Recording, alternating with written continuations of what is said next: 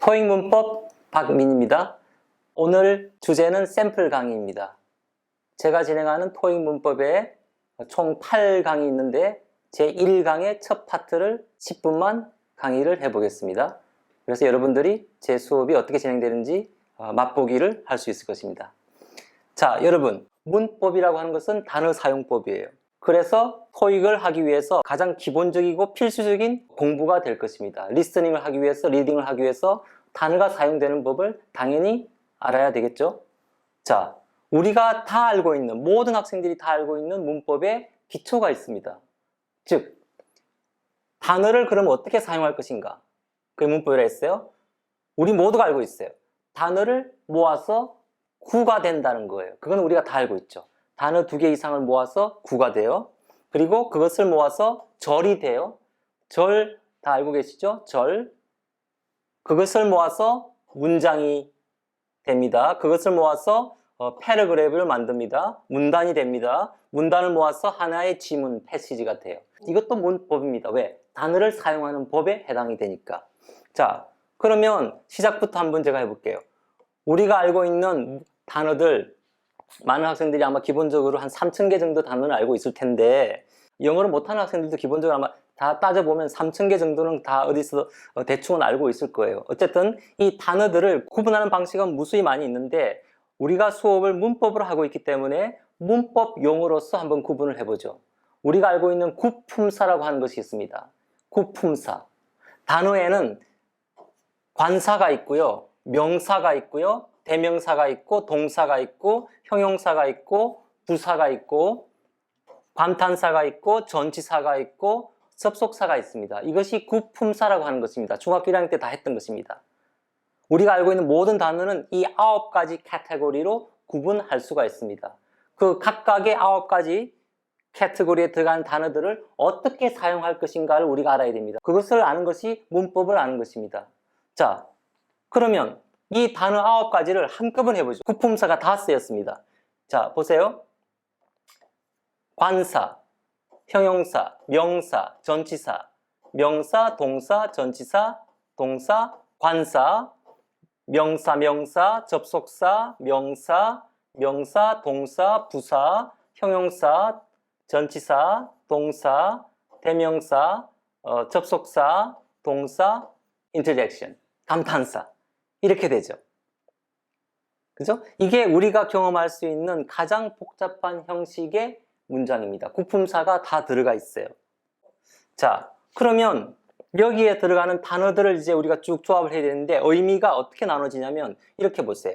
A large number of 이렇게 나눠지죠. 이렇게 이게 하나의 구가 돼요. 그쵸? 단어 둘을 모아서 구가 된다 그랬어요. A large number of 이게 하나의 구가 돼요. 무슨 말이에요? 많은. A number of는 많은 그런 뜻이죠. large number니까 굉장히 많은 학생들이 came 많은 학생들이 왔다. to take 이건 뭐죠? to 부정사라고 하는 것이에요. 역시 중학교 1학년 때 다 했습니다. 그죠?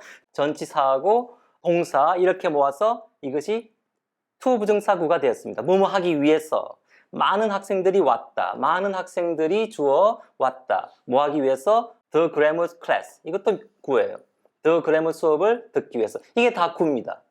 명사구, 부정사구, 그죠? 명사구 이게 다 구예요. 단어 둘을 모아서 우리가 구를 만들고 있습니다. 이해되셨죠? 이런 식이에요. 그리고 여기에는 접속사입니다. 그죠? 접속사. 그리고 뒤에 또 같은 식으로 구가 나오고 있어요.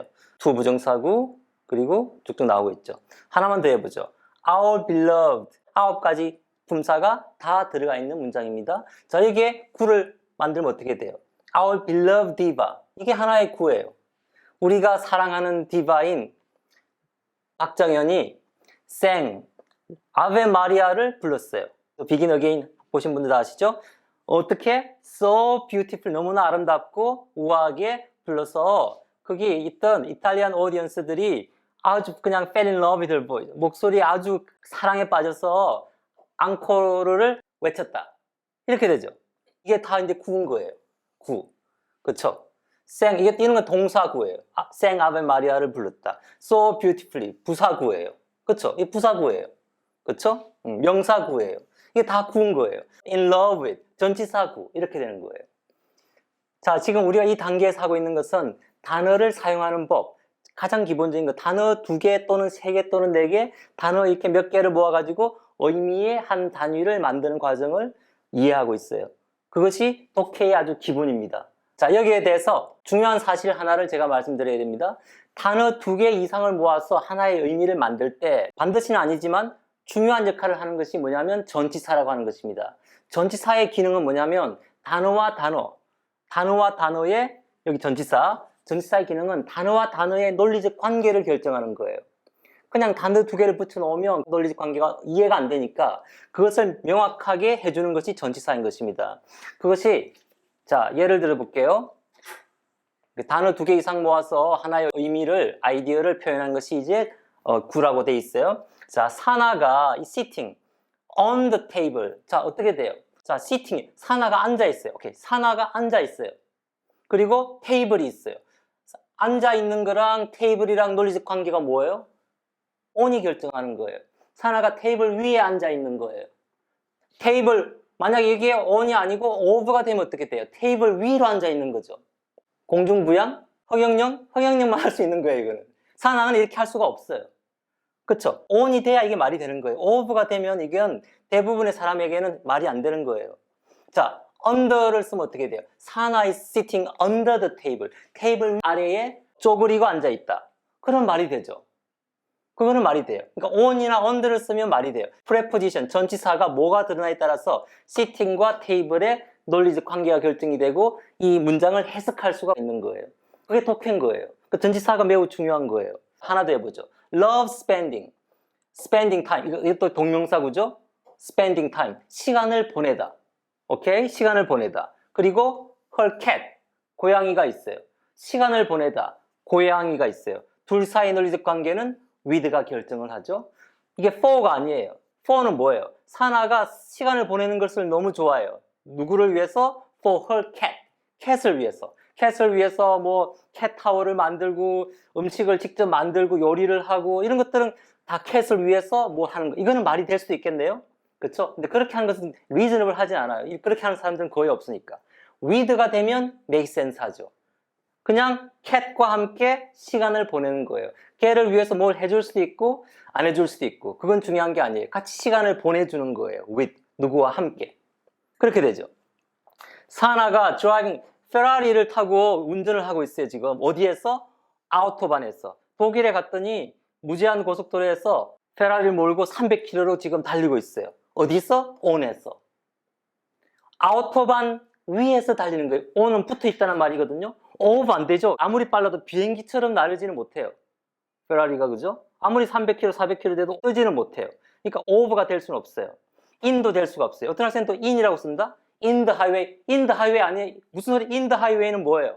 하이웨이, 땅속으로 들어가야 돼요. 땅속으로 들어가려면 그거는 말이 안 되는 거예요. 자, 그러면 지금까지 우리가 한 것은 뭐냐면요. 이 단어와 단어를 조합할 때 그 의미를 파악하기 위해서 프레포지션을 어떻게 쓰는 것이 정확하게 사용하는 것이라는 걸 이해한 거예요. 그리고 독해를 할 때도 이 전치사가 어떻게 사용되는지를 이해를 해야 그 의미를 정확하게 파악할 수가 있는 거예요. 그러면 전치사가 많아요. 다 이거 말고 더 있어요. 뭐 on, upon, beneath, at, on, 어쩌고저쩌고 쭉 많이 막 수십 가지가 있는데 이 각각의 프레포지션의 의미를 그냥 단어의 사전적 의미만 이해하는 것이 아니고 이것이 문법적으로 어떻게 사용되는지를 알아야 된단 말이에요. 그래야 우리가 그 의미를 파악할 수 있어요. 시험 같은 데 막 이렇게 나와. Yuri looked at the window. 윈도우를 보는 거예요.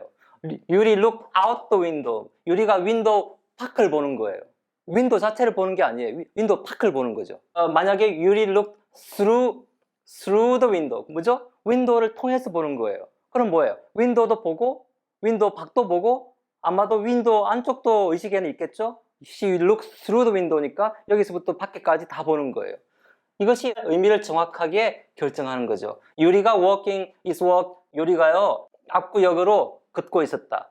to 쓰면 어떻게 돼요? 얘가 가는 곳이 압구역이에요. 목적지예요. 만약에 toward가 되면 어떻게 되죠? 압구역으로 걷고 있었다. 얘가 어디 가는지 우리 몰라요. 각 압구역이 방향인 거예요. 그 사이에 딴 데 갈 수 있어요. 밥 먹으러 갈 수도 있고 가다가 또 돌아서 딴 쪽으로 갈 수도 있고 어쨌든 방향을 보여주는 거예요. 이건 목적지를 보여주는 거예요. 자, 아시겠죠?